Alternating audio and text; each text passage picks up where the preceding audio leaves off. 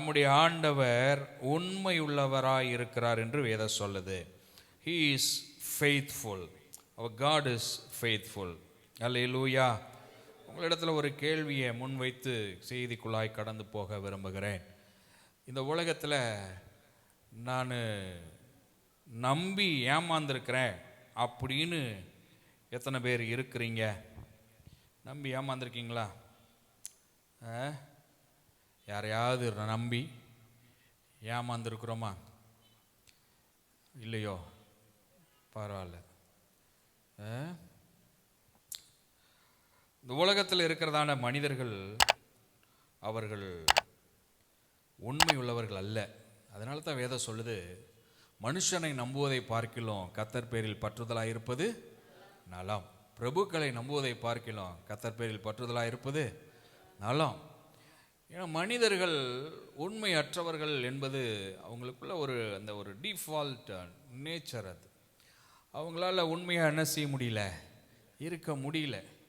ஆனால் எந்த சூழலிலும் எல்லா சமயத்திலும் நம்மளோடு உண்மை உள்ளவராக இருக்கக்கூடியவர் நாம் ஆராதிக்கிற நம்முடைய ஆண்டவராகிய இயேசு கிறிஸ்து மாத்திரமே. அவர்தான் உண்மையுள்ளவர் என்று வேதம் சொல்லுது. உங்களுக்கும் எனக்கும் மாத்திரம் உண்மையுள்ளவர் அப்படின்னு இல்லைங்க. நம்ம வாசித்த உபாகமோ 7:9 சொல்லியிருக்கு, அவர் 1000 தலைமுறை மட்டும் உடன்படிக்கையும் தயையும் காப்பதற்கு உண்மையுள்ளவராய் இருக்கிறார். அப்போ எனக்கு அவர் உண்மையுள்ளவர், என் பிள்ளைகளுக்கு உண்மையுள்ளவர், என் பேரப்பிள்ளைகளுக்கு உண்மையுள்ளவர், பேரப்பிள்ளைகளுடைய பிள்ளைகளுக்கு உண்மையுள்ளவர். அப்படி சந்ததி சந்ததியாய் 1000 தலைமுறை மட்டும் அவர் உண்மையுள்ளவராக இருக்கிறார். அல்லேலூயா. அப்படிப்பட்ட உண்மையுள்ள தேவன் நம்ம கூட இருக்கிறதுனால அவர் நம்மளை ஒருபோதும் கைவிடுவது இல்லை. மனிதர்களிடத்துல உண்மைத்தன்மை இல்லாததுனால அநேக நேரங்களில் நம்மளை கைவிட்டுறாங்க. But people fails us, but God never fails. தேவன் ஒருபோதும் கைவிடுவது இல்லை. ஏன்னா அவர் உண்மையுள்ளவர். தேவன் உண்மையுள்ளவர் என்பதுதான் நம்மளுடைய நம்பிக்கையினுடைய அடித்தளமாகவே இருக்கிறது. கிறிஸ்தவ நம்பிக்கை இருக்கு பாருங்க. இன்னைக்கு நம்ம ஆண்டவரை தேடி வந்திருக்கிறோமே, ஆராதிக்கும்படி வந்திருக்கிறோமே, சபையில் கூடி வந்திருக்கிறோமே, நம்ம ஒரு நம்பிக்கையோடு வந்திருக்கிறோமே. இந்த நம்பிக்கையினுடைய அடித்தளமே, நான் தேடி வந்திருக்கிற என் தேவன் உண்மையுள்ளவர் என்பது. அல்லேலூயா, அல்லேலூயா. God's faithfulness is the foundation of our hope. நம்முடைய நம்பிக்கையே தேவன் உண்மையுள்ளவர் என்பதுதான். அல்லேலூயா. அப்படி உண்மையுள்ள தேவன் அவர் ஒருபோதும் மாறுவதில்லை. அவரிடத்துல வேறுபாடுகள் இல்லை, அவரிடத்துல மாற்றம் இல்லை. அவர் சொல்லி செய்யாம இருப்பது இல்லை. அவர் எப்போதும் உண்மையுள்ளவராகவே இருக்கிறார். அல்லேலூயா. அவர் உண்மையுள்ள தேவன். அநேக நேரங்களில் மனிதர்களை நம்ம நம்பி இருப்போம். ஆனால் அவங்க பாருங்க, அவங்களுக்கு இருக்கிற இயல்பு என்ன செஞ்சிருவாங்க, வெளிப்படுத்திடுவாங்க. அவங்க உண்மையற்றவர்களாய் போய்விடுவார்கள். அவங்களிடத்துல உண்மை என்ன செய்யாது, இருக்காது. சில சமயங்களில் சிலர் உண்மையாக இருக்கணும்னு நினச்சா கூட சந்தர்ப்ப சூழலின் நிமித்தமாக உண்மையற்றவர்கள் என்ன செஞ்சிருவாங்க, மாறிடுவாங்க. ஆமாம். அநேக நேரங்களில் பாருங்கள், நம்ம முன்னாடி நல்லா சிரித்து பேசுகிற மாதிரி என்ன செய்வாங்க, பேசுவாங்க. ஆனால் பின்னாடி போயிட்டு வேறு விதத்தில் நம்மளை குறித்து சொல்லிக்கிட்டு இருப்பாங்க. இயல்பு அது மனிதனுக்கே இருக்கக்கூடிய உண்மையற்ற தன்மை. அது இயல்பாகவே அந்த நேச்சர் மனுஷனுக்கு இருக்குது. அதனால தான் ஆண்டவர் சொல்கிறாரு, மனுஷனை நம்புறதை பார்க்கிலும் கர்த்தர் பேரில் பற்றுதலாக இருன்னு. ஏன்னா மனுஷனுக்கு அப்படி ஒரு நேச்சர் என்ன செய்யுது, இருக்கு. அந்த சூழலும் சந்தர்ப்பமும் மனிதனை அப்படி எந்த வழியாக நடத்துதோ அந்த வழிக்கு ஏற்ப அவன் என்ன செஞ்சிடறான், போயிடுறான். ஆனால் தேவன் உண்மையுள்ளவராகவே இருக்கிறார், உண்மையுள்ளவராகவே இருக்கிறார், உண்மையுள்ளவராகவே இருக்கிறார். 1000 தலைமுறை மட்டும் அவர் உண்மையுள்ளவராகவே இருக்கிறார். அல்லேலூயா, அல்லேலூயா. இந்த உண்மையுள்ள தேவன் எதுலெல்லாம் உண்மை உள்ளவராக இருக்கிறார் என்று சில காரியங்களை உங்களுக்கு நான் காண்பித்து கொடுத்து ஜெபத்தில் நடத்த விரும்புகிறேன். எதுலெல்லாம் தேவன் உண்மையுள்ளவராக இருக்கிறார் என்ன ஆகுமோ?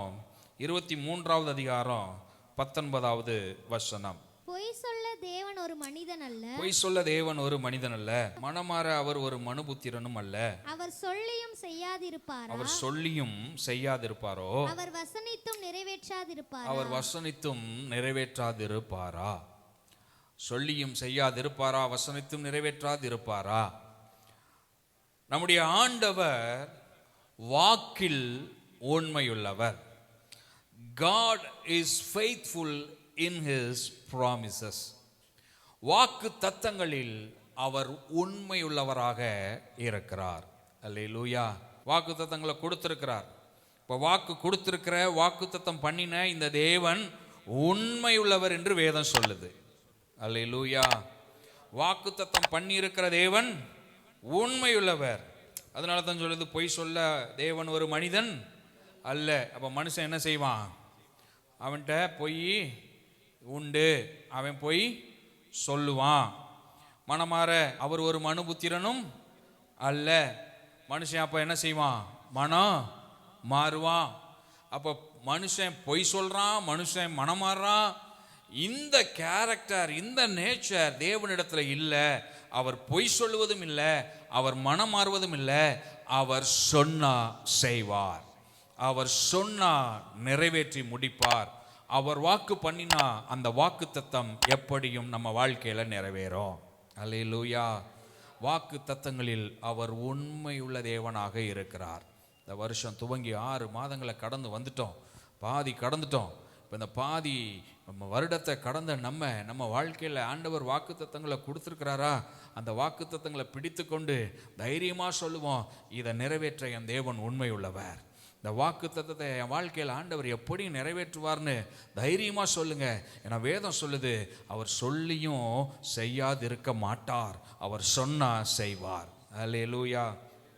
மத்தேயு 24வது அதிகாரம் 35வது வசனம் இப்படியாக சொல்லுகிறது, வானமும் பூமியும் ஒளிந்து போம், என் வார்த்தைகளோ ஒளிந்து போவதில்லை. நம்ம பார்க்கிற இத்தனை பெரிய இந்த வானம் ஒளிந்து போகும், நம்ம பார்க்கிற இந்த பூமி ஒளிந்து போகும். ஆனா அவருடைய வார்த்தைகள், அவருடைய வாக்கு தத்தங்கள் ஒரு நாள் என்ன செய்யாது? ஒளிந்து போகவே போகாது. அது எப்படியும் நிறைவேறும். அவைகளை நிறைவேற்றி முடிப்பதற்கு அவர் உண்மையுள்ள தேவனாக இருக்கிறார். அல்லேலூயா. இந்த காலை வேளையில் ஆண்டவர் வாக்கு பண்ணாரு, ஆனால் இன்னும் எதுவும் நடக்கலை அப்படிங்கிற மாதிரியான சிந்தையோடு நீங்கள் இங்கே இருப்பீர்களானால் கர்த்தர் நம்மோடு கூட பேசுகிறார். அவர் சொன்னதை செய்ய உண்மையுள்ளவராக இருக்கிறார். அவர் சொல்லி இருக்கிறத எப்படியும் நம்ம வாழ்க்கையில் நிறைவேற்றுவார். அல்லேலூயா. Every promise that God has made, He is faithful to fulfill. அவர் அவைகளை நிறைவேற்ற உண்மையுள்ளவராக இருக்கிறார். அல்லேலூயா. யோசிச்சு பாருங்க, ஆதியாகமம் 12வது அதிகாரத்தில் ஆபிரகாமை தேவன் அழைக்கிறார்.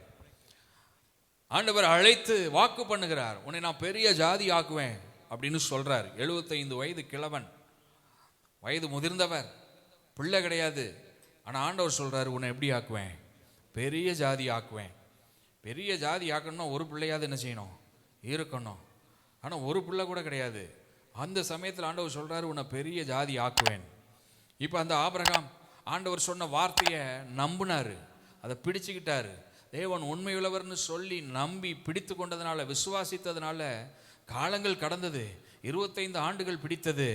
ஆனாலும் சொன்னபடியே தேவன் ஒரு ஈசாக்க வாக்குத்தத்தத்தின் பிள்ளைய ஆபிரகாமுக்கு கொடுத்து ஆசீர்வதித்தார். அல்லேலூயா. அப்போ நம்ம வாழ்க்கையில் ஒருவேளை காலங்கள் வேணா கடந்து போகலாம், ஆனால் தேவன் சொன்ன வாக்கு அது பொய்யாகாது, அது எப்படியும் நிறைவேறும். அல்லேலூயா. காலங்கள் கடந்து போகலாம், ஆனால் வாக்கு தத்தங்கள் ஒருபோதும் அது வீணாய் போகாது.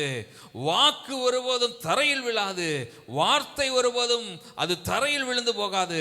அவர் சொன்ன வார்த்தைகளும் வாக்கு தத்தங்களும் எப்படியும் நம்ம வாழ்க்கையில நிறைவேறும். காரணம், வாக்கு பண்ணினவர் உண்மையுள்ளவர். அல்லேலூயா. வாக்கு பண்ணியிருக்கிற தேவன் உண்மை உள்ளவராய் இருக்கிறபடியினால் அவர் நிச்சயம் அவைகளை நம்ம வாழ்க்கையில நிறைவேற்றி முடிப்பார். இரண்டாவது 1 யோவான் 1:9 நம்முடைய பாவங்களை நாம் அறிக்கையிட்டால் பாவங்களை நமக்கு மன்னித்து எல்லா அநியாயத்தையும் நீக்கி நம்மை சுத்திகரிப்பதற்கு அவர் உண்மையுள்ளவராய் இருக்கிறார். God is faithful in forgiveness. நம்முடைய குறைகள், குற்றங்கள், பாவங்கள் எல்லாவற்றையும் தேவனுக்கு முன்பதாக நம்ம அறிக்கை செய்து மன்னிப்பு கேட்டா அவைகளை மன்னிப்பதற்கு, அவைகளை மன்னித்து நம்மை சுத்திகரிப்பதற்கு அவர் உண்மையுள்ளவராய் இருக்கிறார். அல்லேலூயா, அல்லேலூயா. நம்ம செஞ்ச தப்பை மன்னிக்கிற நல்ல ஆண்டவர், அவர் உண்மை உள்ளவர். அதில் ஆமென். உன்னை மன்னிச்சிட்டேன்பான்னு சொன்னால் மன்னிச்சிட்டேன், அவ்வளோதான். மன்னிச்ச ஆண்டவர் திருப்பி திருப்பி அதை என்ன செய்ய மாட்டார், எடுத்து எடுத்து பார்க்க மாட்டார். அதையே அவர் கிளறி கொண்டு இருக்க மாட்டார். அதனால தான் வேதம் சொல்லுது, கிழக்குக்கும் மேற்குக்கும் எவ்வளவு தூரமா நம்முடைய பாவங்களை நம்மை விட்டு அவர் என்ன செஞ்சாராம். ஆமாம், அவ்வளோ டிஸ்டன்ஸ் நீக்கி போட்டார். ஏன்னா he doesn't want to see back. அதை திரும்பி பார்க்க அவர் விரும்புவதில்லை. ஆனால் மனுஷன் அப்படி கிடையாதுங்க. நம்மகிட்ட ஏதாவது ஒரு தப்பை கண்டுபிடிச்சிட்டான்னு வச்சுக்கோங்க, அதையே சொல்லிக்கிட்டு இருப்பான். 2015 நீ இப்படி பண்ண ஆளு தானேன்னு 2025 வந்து சொல்லிக்கிட்டு இருப்பான். நம்ம நினைச்சிருப்பான் அந்த அக்கா மன்னிச்சிருச்சு போலன்னு. இது மனிதனுடைய இயல்பு. மன்னிச்ச மாதிரி இருப்பான், ஆனால் உள்ள என்ன இருக்கும், அன்னைக்கு இப்படி பேசுனீங்க தானே, அன்னைக்கு இப்படி சொன்னீங்க தானே அப்படின்னு தன்னுடைய அந்த சுய ரூபத்தை எனக்கு எப்பயாவது வெளிப்படுத்திக்கிட்டே இருக்கணும். ஏன்னா மன்னிக்கிற தன்மை இல்லை. பொய்யான மன்னிப்பு, அதுல உண்மை இல்லை. ஆனால் நம்முடைய ஆண்டவர் மாத்திரம்தான் மன்னிக்கிறதுல உண்மையுள்ளவராக இருக்கிறார். அவர் ஒரு முறை நம்மளை மன்னிச்சிட்டேன்னு சொல்லிட்டா அதுக்கப்புறம் நம்ம தப்பை அவர் நினச்சி கூட பார்க்கறதில்ல, அதை திரும்பி கூட பார்க்கறதில்ல. நம்ம ஒரு வேளை இப்படி பண்ணோமேன்னு நினச்சா கூட அவர் அதை என்ன செய்யறதே இல்லை, நினைத்து பார்க்கறதே இல்லை. அல்லேலூயா.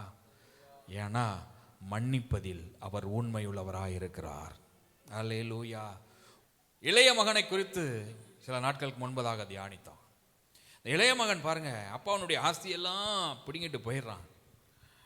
போய் நல்லாவா இருந்தான், பாவ ஜீவியம் பண்ணி ஆஸ்திகளை அழுத்தி போட்டான். பன்னியோடு வாழ்ந்தான். பன்னி சாப்பிட்ற சாப்பாடை தவிட சாப்பிட்டான். அவனுடைய வாழ்க்கை அது அலங்கோலமாய் மாறியது. அவன் துன்மார்க்கமான ஜீவியம் பண்ணான், எல்லாம் போச்சு. ஆனால் ஒரு தெளிவு வந்தது. என்ன தெளிவு தெரியுமா? என் அப்பாட்ட திருப்பி நான் என்ன செய்யணும், போகணும். அப்பா என்னை மன்னிப்பார், என்னை ஏற்றுக்கொள்வார்கிற ஒரு தெளிவு அவனுக்கு வந்தது. உடனே எழுப்பி போகிறான். தகப்பன் தூரத்தில் நின்று பார்க்குறாரு. பார்த்தவொடனே identified that he is my son. தகப்பன் தன் பிள்ளையை என்ன செஞ்சார், ஐடென்டிஃபை பண்ணார்.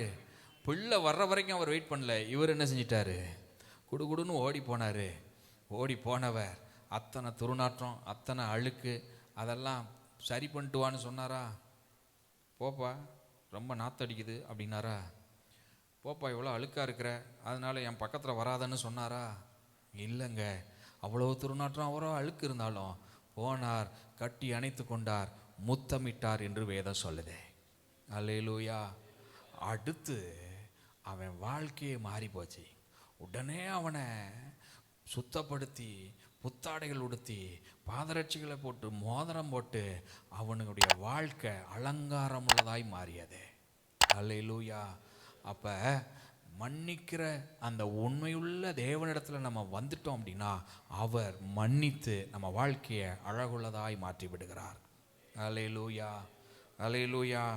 மன்னிக்கிறதில் அவர் உண்மையுள்ளவராக இருக்கிறார். மூன்றாவது 1 கொரிந்தியர் 10 13 மனுஷருக்கு நேரிடுகிற சோதனையே அல்லாமல் வேறே சோதனை உங்களுக்கு நேரிடவில்லை. தேவன் உண்மையுள்ளவராய் இருக்கிறார்.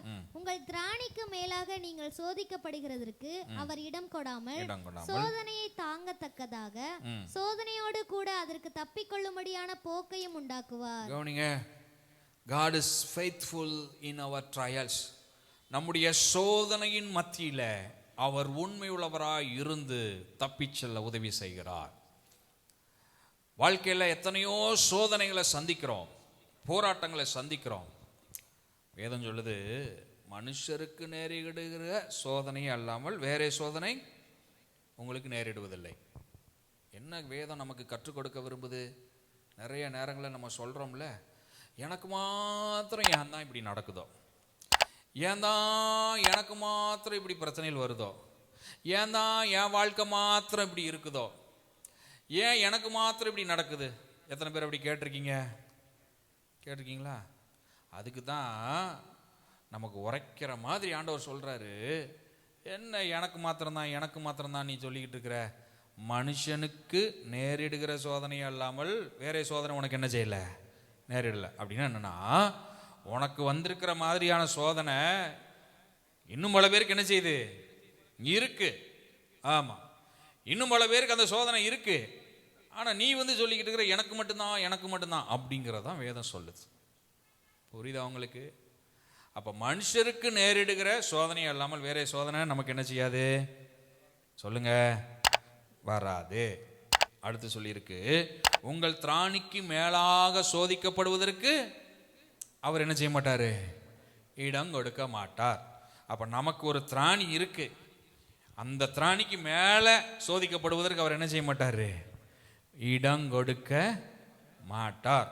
இவ்வளவுதான் தாங்க முடியும், இவ்வளவுதான் நம்முடைய திராணி அப்படின்னா அதுக்கு மேலே 1% கூட சோதனை என்ன செய்யாது, வராது. ஏன்னா அதுக்கு மேலே அவர் வர விட மாட்டார். இப்போ நம்ம என்ன நினைப்போம், அந்த திராணி அளவுக்குன்னு சொல்ற அந்த சோதனை கூட எதுக்கு, அது கூட எனக்கு எதுக்கு, வேண்டாமே, நிம்மதியாக இருந்துட்டு போறேனே அப்படின்னு நம்ம நினைப்போம். இப்போ அதுக்கும் ஆண்டவர் இங்கே வார்த்தையை சொல்லிட்டாரு. என்ன சொல்லிட்டாரு, அப்படியே ஒருவேளை உனக்கு சோதனை வந்தாலும் அந்த சோதனையோடு கூட என்ன வருமா, தப்பிச் செல்வதற்கான போக்கும் வழியும் வரும். அதை அவர் ஏற்படுத்துவார். அல்லேலூயா. அப்ப சோதனை வந்தா கூட அந்த சோதனையிலிருந்து வெளியே வருவதற்கு கர்த்தர் நமக்கு ஒரு வழியை உண்டாக்குவார். நம்ம தப்பிச் செல்வதற்கு போக்கை தேவன் உண்டாக்குவார். அல்லேலூயா. காரணம், அவர் உண்மையுள்ளவராய் இருக்கிறார். தானியேலின் புஸ்தகத்தில் நம்ம பார்த்தோம், தானியேலை குறித்து தியானித்தோம். தானியேல் தீமை எதுவும் பண்ணலை, நல்லது தான் பண்ணார். அவரிடத்துல குறை எதுவும் இல்லை, குற்றம் எதுவும் இல்லை. ஆனாலும் அவரை கொண்டு போய் என்ன செஞ்சாங்க, சிங்கத்தின் கெபியில் போட்டாங்க. சிங்கத்தின் கெபியில் போட்ட போது எல்லாரும் நினச்சாங்க சிங்கத்துக்கு இரையாகி எலும்பு கூட தேராது அப்படின்னு நினச்சாங்க. ஆனால் உண்மையுள்ள தேவன் சோதனை நடுவில் நம்மோடு கூட உண்மையுள்ளவராய் இருப்பார் என்று சொல்லியிருக்கிற வார்த்தையின்படி உண்மையுள்ளவராய் தானியேலுக்கு இருந்து தானியேலை அந்த சிங்கத்தின் கெபியில பாதுகாத்து வெளியே கொண்டு வந்தார். அல்லேலூயா. என்ன ஆண்டவரே, சிங்கத்தின் கெபியில போட்டீங்க, சிங்கம் இனி என்ன கடிச்சிருமோ? வேண்டாம், சிங்கத்தின் கெபியில இருக்கிற மாதிரி தெரிஞ்சா கூட கவலைப்படாதீங்க. சிங்கத்தின் வாயை கட்டுகிற கர்த்தர் நம்மோடு கூட இருக்கிறார்.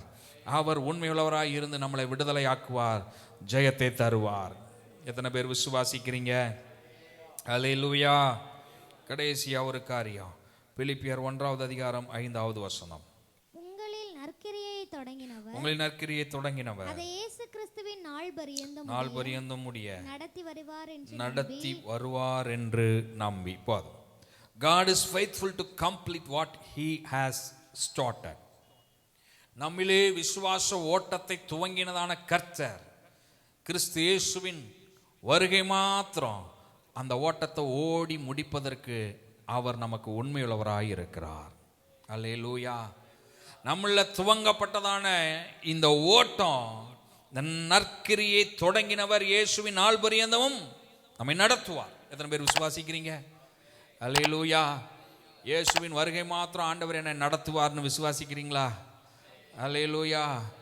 ஆமாம், எத்தனை தடைகள் வந்தாலும், எத்தனை கடல் வந்தாலும், எத்தனை மழை வந்தாலும், எத்தனை அலை மோதினாலும், எவ்வளவு காற்று வீசினாலும் எல்லாவற்றையும் கடந்து கடந்து கடந்து கடந்து இயேசுவின் வருகை மாத்திரம் நடத்தி செல்வதற்கு அவர் உண்மையுள்ளவராக இருக்கிறார்.